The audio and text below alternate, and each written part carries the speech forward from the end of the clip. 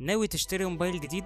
طب تختار الشاشة على أساس إيه؟ ناس كتير بتفتكر إن الشاشة بس شكل حلو، لكن الحقيقة إن الشاشة بتفرق في كل حاجة: سرعة الجهاز، راحة عينيك، البطارية، وحتى لو بتلعب أو بتتفرج على فيديوهات. في 3 أنواع رئيسية. 1.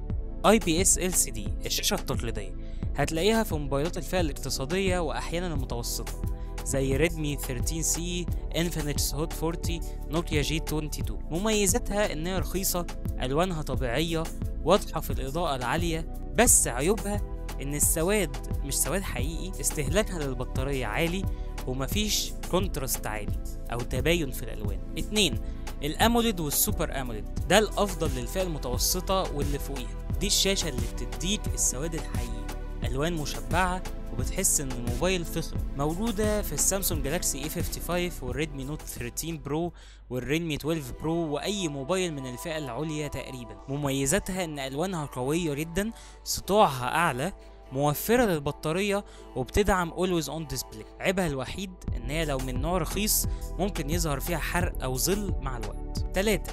الأوليد، النسخة الاحترافية، غالبا بيبقى في الموبايلات الفلاجشيب، دي أعلى مستوى في الشاشات، وغالبا هتلاقيها في الايفون 14 15 16، الجالكسي S24 والاس 25، الوان بلس 12، وكل الموبايلات اللي من الفئة العالية. مميزاتها ألوانها دقيقة جدا، الريفرش ريت بتاعها عالي جدا، بتدعم HDR بكفاءة مريحة للعين أكتر بكتير، بس طبعا هتدفع تمن الجودة دي غالي قوي. طب ايه كمان لازم تبص عليه؟ الريفرش ريت 60 هرتز، 90 هرتز، ولا 120 هرتز؟ ال60 عادي، ال90 أحسن شوية، ال120 نعومة رهيبة في الاستخدام والألعاب. بس خلي بالك، لو ال120 هرتز بس المعالج ضعيف مش هتحس بالفرق قوي، وده اللي بيحصل في موبايلات الفئة المتوسطة. الخلاصة: عايز شاشة اقتصادية كويسة، الاي بي اس LCD تمشي حالك. عايز افضل تجربة وسعر كويس، اختار الاموليد مع موبايل محترم. معاك فلوس وبتدور على حاجة ممتازة،